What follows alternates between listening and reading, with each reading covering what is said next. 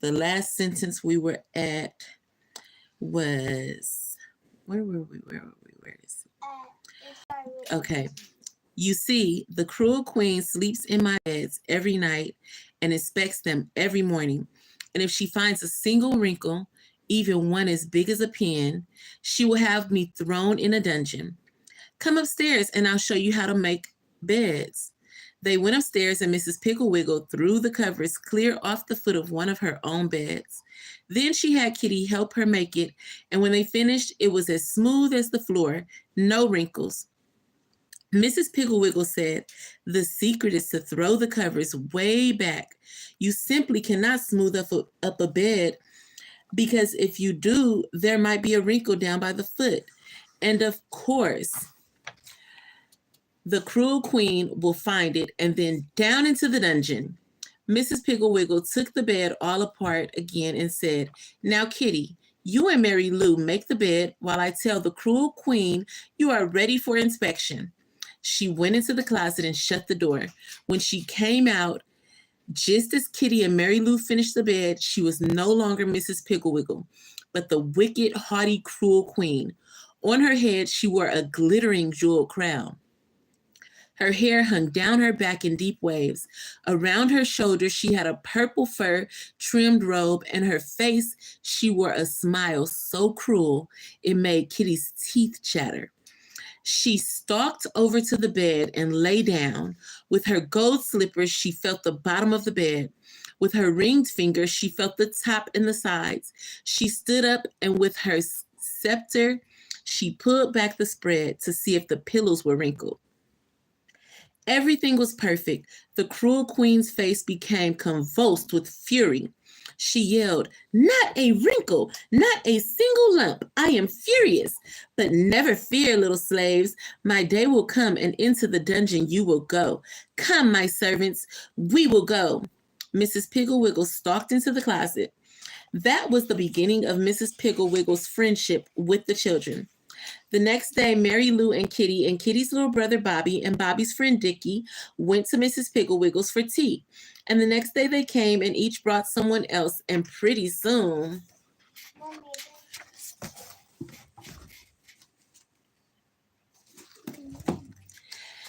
every single child in town had been or was going to Mrs. Piggle's house. She showed Bobby how to sneak out and get the fireplace logs without being caught by the Indians. She showed Dickie how a lawnmower is really a magic machine that mows down the enemy millions and billions at a time. She taught Max how to take out the ashes without making a sound and without leaving a trace to show the train robbers who were on his trail that he and the sheriff had camped there that night.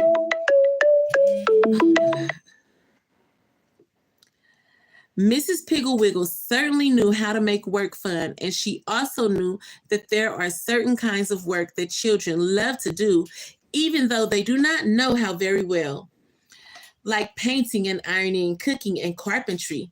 One day at Mrs. Piggle's, there were two little girls baking cookies, one little boy baking a pie and getting flour on the floor and eating most of the dough, a little girl ironing in a very wrinkly fashion, all of Mrs. Piggle's clean clothes, four boys with paint on their faces and feathers in their hair, chopping kindling, two boys painting the doghouse, three little girls darning old pirate socks of Mr. Piggle's, and pirates everywhere, digging in the backyard, shooting and yelling, running through the house, and grabbing hunks of raw cookie dough. Mrs. Piggle was sitting over in a corner of the living room, sewing on dog clothes. She was wearing the jeweled crown, and Kitty Willing was standing beside her throne, which was a chair with a tablecloth draped over it, dipping her hairbrush in a glass of water and making Mrs. Piggle's hair into long, wet curls.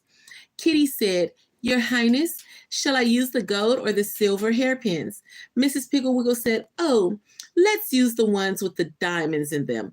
Hairdresser, they look better with this crown. Just then the telephone rang, and it was some mother wanting to know what to do with her little girl who wouldn't take a bath. And that is how Mrs. Piggle got started with her wonderful cures. She told Hubert's mother about the won't pick up toys cure, Patsy's mother about the radish cure, Alan's mother about the slow eater, tiny bite taker cure, Ann and Joan's mother about the fighter crawlers cure, Dick's mother about the selfish boy cure, Mary's mother about the answer backer cure, and Bobby and Larry and Susan's mother about the never want to go to bedders cure. Woo! Chapter 2, the won't pick up toys cure. Hubert was a very lucky little boy whose grandfather always sent him wonderful toys for Christmas. Hubert's mother said that his grandfather sent him these marvelous presents because Hubert was such a dear little boy. His father said that it was to make up for that awful name that they had wished on him. Hubert was named for his grandfather. His full name was Hubert Egbert Prentice. Hubert liked the presents his grandfather sent him, but who wouldn't? He had an electric train with track that went 4 times around his bedroom and into the closet and out again in 7 stations, and every single there was, and 2 bridges and a snow shed. He also had a little builder set so large that he could build regular office buildings, and a great big wagon full of stone blocks made into shapes so that he could build big stone bridges for his electric train, and stone buildings and even stone barracks for his 1,500 toy soldiers. Hubert also had a circus with every kind of wooden jointed animal and clowns and tightrope walkers and trapeze artists. He had a little typewriter with a real desk and a little radio and 2 automobiles. He had about 100 or more airplanes and little cars. He had a fire engine with real sirens and lights and a hook and ladders, and so many books that he'd have to have 2 bookcases in his room. Hubert liked all of his toys, and he was moderately generous about letting other children play with them, but he never put his things away. When his mother made his bed, she had to pick her way around and in and out and over the electric train and track. She had to take circus performers off the bureau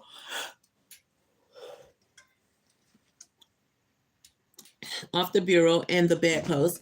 She had to pick up books that had been thrown face down on the floor, and she had continually gathering up little builder sets. It used to take her about 3 hours to do Hubert's room and about 1 hour to do the rest of her housework.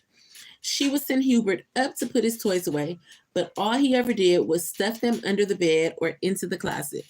And in the morning when his mother cleaned his room, there they were for her to pick up.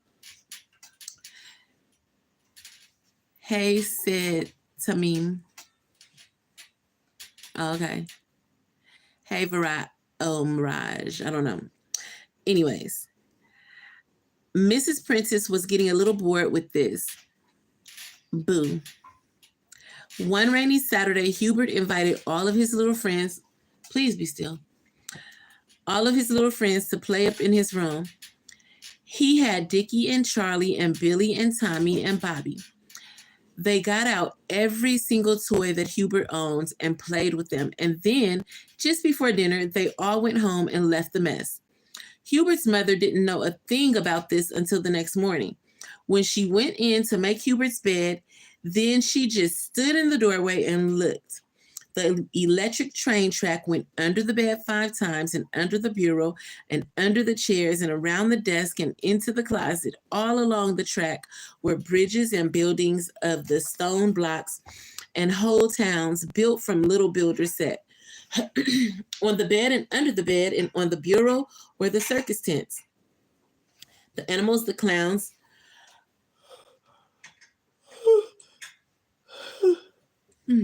the tightrope walkers, and trapeze artists. The floor was littered with books and little automobiles and airplanes and painting sets and chemical sets and wood burning sets and crayons and coloring books and the little typewriter and the printing set and teddy bears and balls and jacks and parcheesi games and jigsaw puzzles and soldiers. Perspiration broke out on Hubert's mother's forehead, and she began to feel faint, so she closed the door and slowly went downstairs. She took 2 aspirin tablets and then telephoned her friend. Mrs. Baggs. She said, "Hello, Mrs. Baggs. This is Hubert's mother, and I'm so disappointed in Hubert. He had such lovely toys. His grandfather sends them to him every Christmas, but he does not take care of them at all. He just leaves them all over his room for me to pick up every morning." Mrs. Baggs said, "Well, I'm sorry, Mrs. Prentice, but I can't help you because you see, I think it is too late. Why, it's only 9:30 and Hubert's mother—" "Oh, I mean late in life," said Mrs. Baggs. "You see, we started Erminitrud picking up her toys when she was 6 months old. A place for everything and everything in its place. We have always told Erminitrud. Now she's so neat that she becomes hysterical if she sees a crumb on the floor." "Well, I certainly hope she never sees Hubert's room," said Mrs. Prentice dryly. "She'd probably have a fit." And she hung up the phone. Then she called Mrs. Moohead. "Good morning, Mrs. Moohead," she said. "Does Gregory pick up his toys?" "Well, no, he doesn't," said Mrs. Moohead. "But Gregory is rather delicate, and I feel that just playing with his toys tires him so much that I personally see that all of his little friends put the toys away before they go home."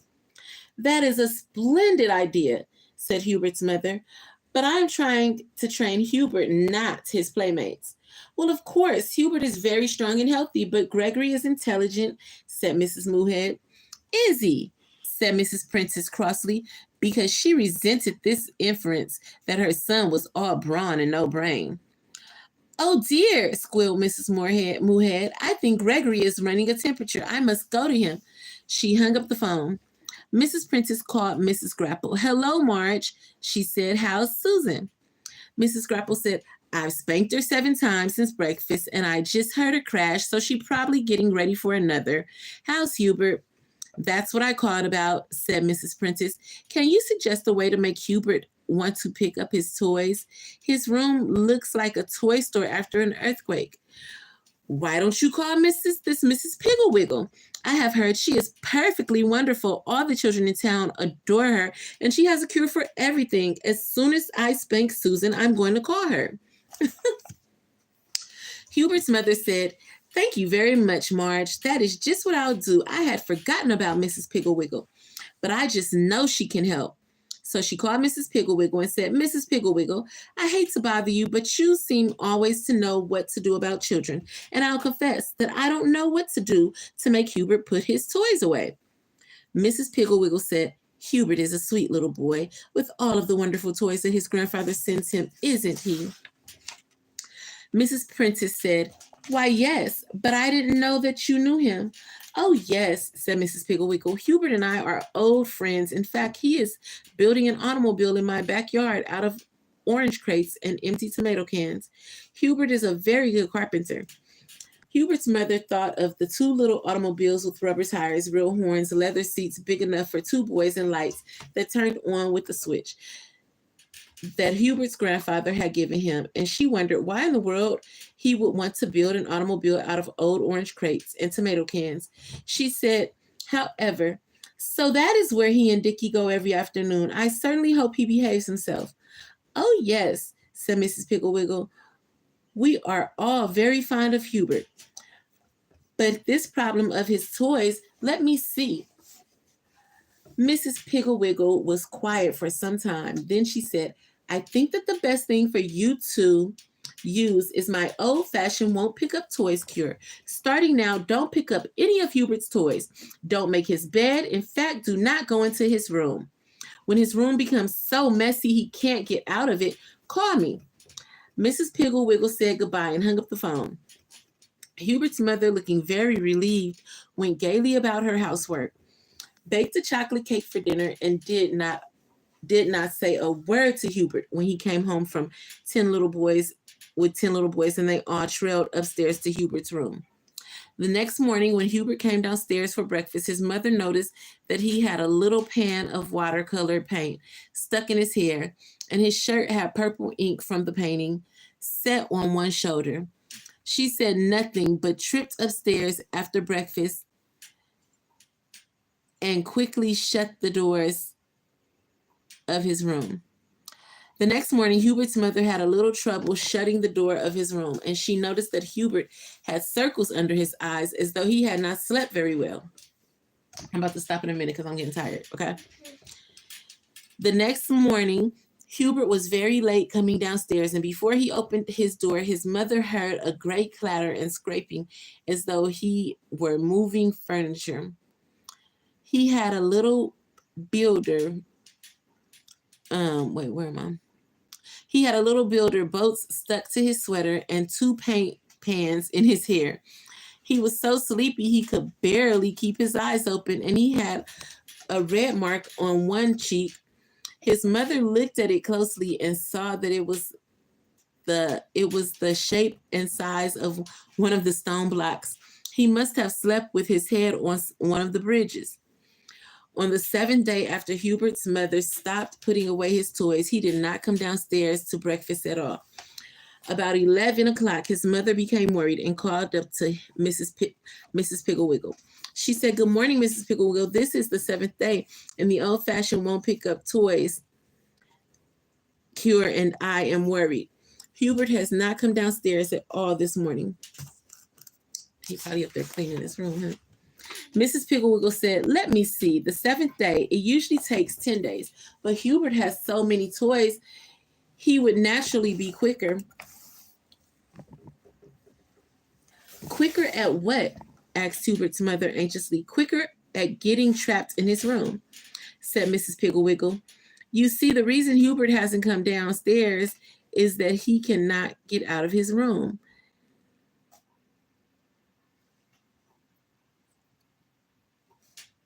I'm falling asleep, Harmony. I don't even know where I was at. What was that? Oh. No, that was me saying "oh" because I woke up. Let me see. You see, the reason Hubert hasn't come downstairs is that he cannot get out of his room. Have you noticed anything different about him lately? "Well," said Hubert's mother, "he looks as though he hadn't been sleeping well, and on the fourth morning he had a red blotch or his cheek, just the shape of one of his stone blocks." Said Mrs. Piggle. "He probably can't get at his bed and is sleeping with his head on the blocks for a pillow." "But what will I do?" asked Hubert's mother. "How will I feed him?" "Wait until he calls for food. Then tell him to open the window, and you put a piece of rather dry bread and peanut butter on the garden rake. He will have to drink out of the hose. Tie it to the rake and poke it up to him." When Hubert's mother hung up the phone, she heard a muffled shouting from the direction of Hubert's room. She hurried upstairs and listened outside the door. Hubert was shouting, "Mother, I'm hungry." His mother said, "Go over and open the window, dear. I will send something up to you on the rake." I got bad. Mm-hmm. I got bad. Because we need to go to sleep. That's it. Yeah, because it's... Oh, yeah. Okay, let me see. I'm tired, Harmony. I'm going to start again tomorrow, okay? I'm super sleepy. Oh, shit. Good night, all.